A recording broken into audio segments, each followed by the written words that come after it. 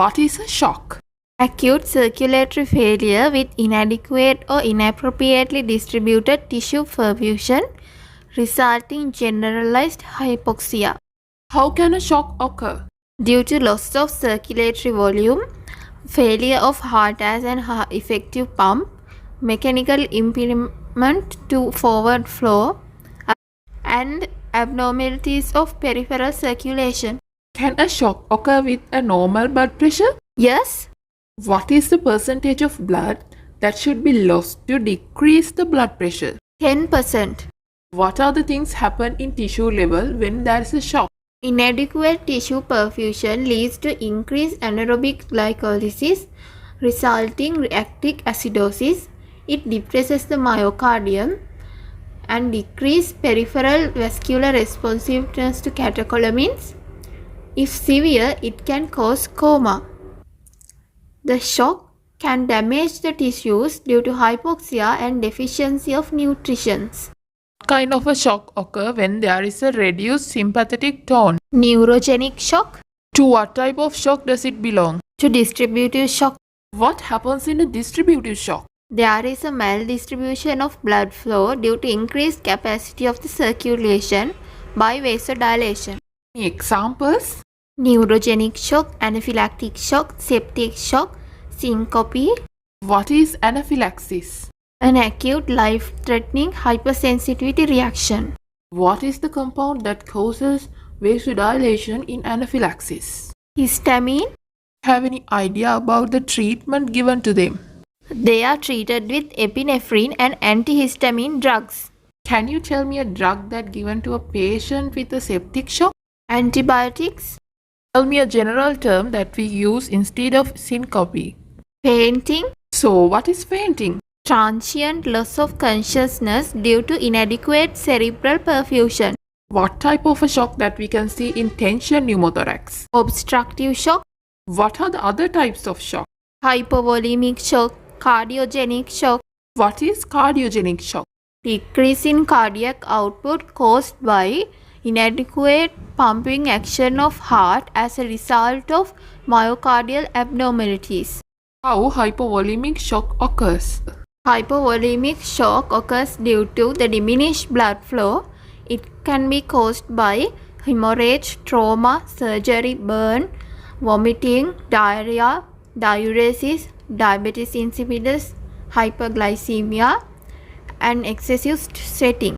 Why infants get this type of shock more often? Infants have higher body water content and increased body surface area to mass index.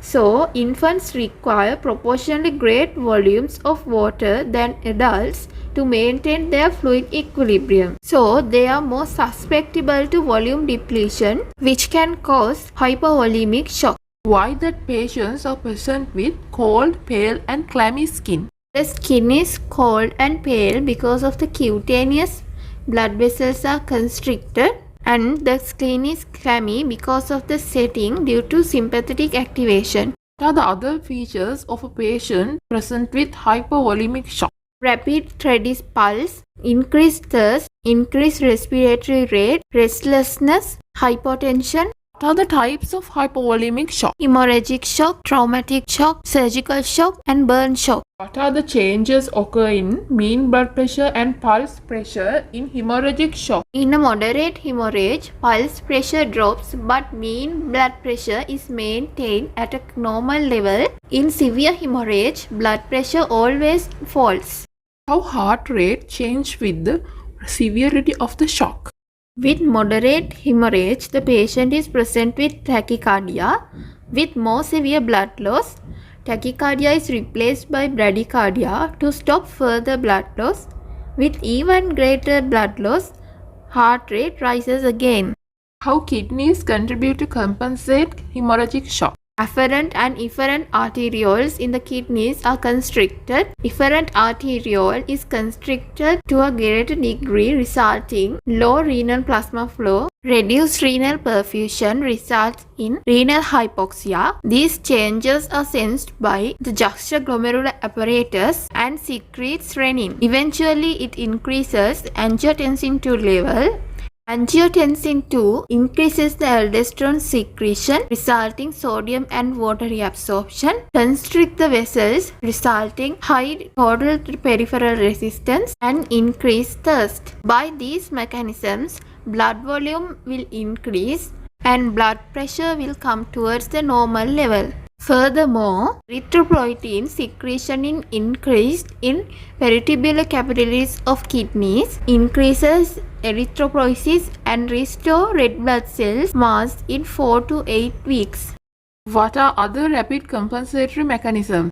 Decrease in pulse pressure decreases the rate of discharge of arterial baroreceptors, resulting increased sympathetic outflow, reflex tachycardia, and reflex vasoconstriction.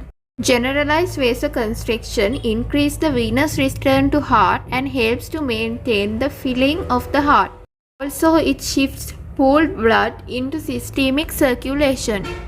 Stimulation of sympathetic nervous system and adrenal medulla will increase epinephrine and norepinephrine levels. They act on reticular formation, resulting restlessness.